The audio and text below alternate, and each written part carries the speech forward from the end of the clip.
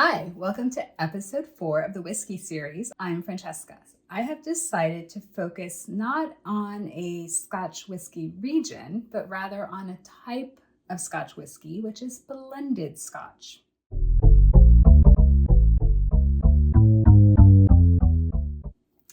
So this all goes back to my very first trip to Scotland when I went on the Outlander tour and discovered that I really like Scotch. And at the end of the tour, our group was returned to Edinburgh in the early evening. And a group of us decided that we wanted to kind of keep the party going. And so we went out to dinner, went to a pub for dinner, as you do, and wanted to just celebrate everything by having some whiskey. But we didn't know what to order. We weren't really sure. The whiskey list was like super long. So we asked the waitress for her recommendation, and she suggested the Monkey Shoulder, which I thought was an absolutely ridiculous name. And so then, of course, I ordered it. So we all ordered it. So as we were waiting for our whiskey, the thought occurred to me that, maybe that's kind of like the silly tourist whiskey that, that's like the, give those ridiculous tourists the Monkey Shoulder and save the good stuff for the locals.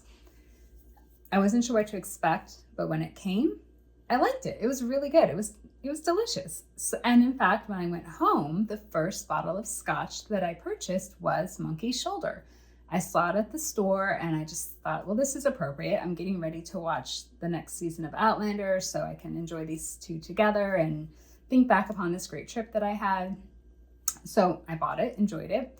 Well, then after that, I thought, okay, now my palate is ready to move up to the next level to single malts. And so I then started this series of single malts and enjoyed them as well.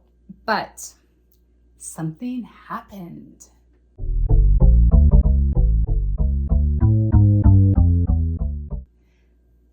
Outlander star Sam Heughan introduced his own brand of Scotch, the Sassenach, which if you're a fan of the show, the Sassenach is what he calls Claire, the love interest. Sassenach means outsider.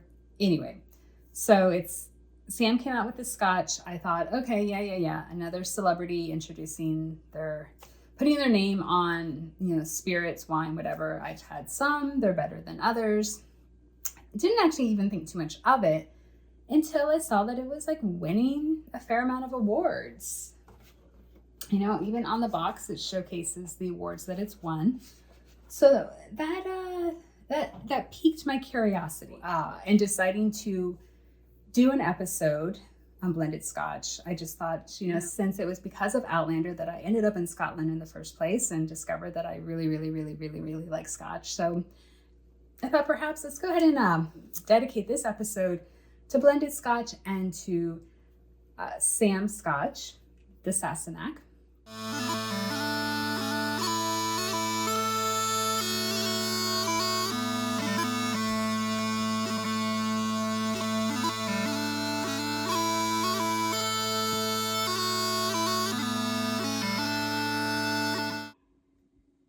Smells really good. Like if you had a candle with this, like I would light that candle because it would really be a nice fragrance to have. Sam, maybe make a Sassenach fragrance. Okay, let's taste it.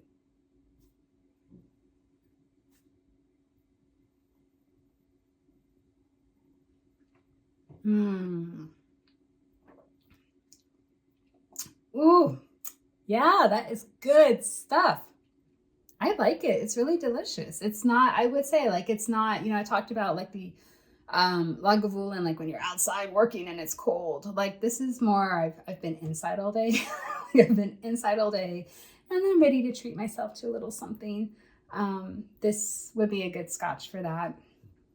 I think this could definitely be really nice for entertaining, be really nice with like an appetizer, having friends over for like an early evening or afternoon get together where dinner's like still kind of well in the future, but you're just feeling celebratory. Okay, let's try a little bit more.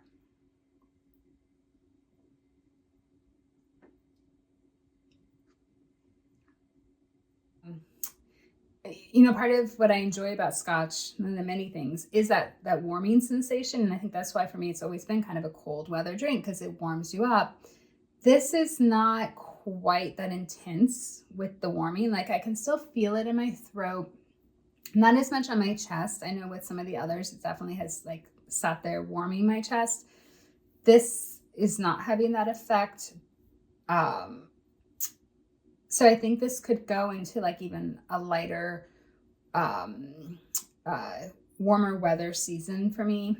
Yeah, I like this. I will say it's different than some of the other scotches that we've tried, which is the whole point in doing this.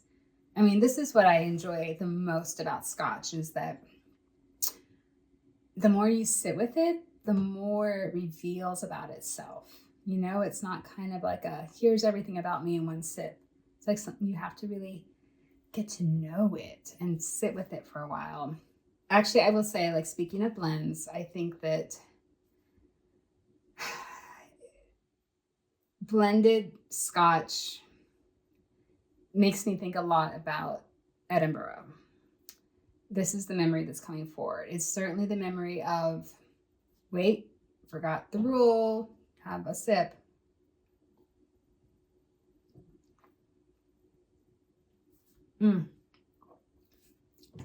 It's yummy. I like it. It's light, but in a good way. I mean, you want something light. Anyway, now this makes me think of Edinburgh for a couple of reasons. Because yes, that's where, you know, the tour ended and we ordered our own Scotch and we got blended Scotch, Monkey Shoulder. But more than that, here's what I'll say. When I booked that tour, the Outlander tour, I was really just interested in seeing the Highlands. I had no interest in Edinburgh.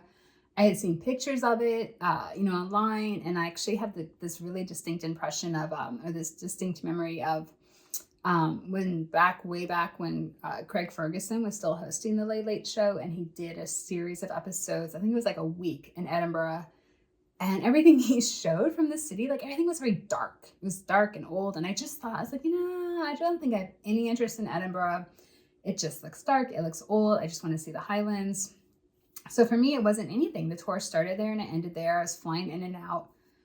Well, so the first day there, I took a half-day city tour just to get my bearings. And I found myself really surprised by Edinburgh. And I will say, like, this is something that kind of continued as I spent more time in the city, was that I found that the city was this really, really cool blend, if you will, that it had these super old buildings. I mean, older than anything that we have in the United States, right? So it's super old, but then you'd walk inside of this old building, and on the inside, it was this like, consistently, you'd walk in and find these like super like modern, contemporary, cool, like coffee shops and retail stores and hotels and even museums. Like the inside was just so cool and modern, even though the outside still looked very old and historic. And I just thought, what a cool way to kind of like incorporate the old and the new, you know? And so thank you so much for joining me. I think I actually am going to close out with a little bagpipe montage of various things that I have filmed over my trips to Scotland. So I hope you enjoy, and I hope to see you again down the line. And cheers, and thank you so much.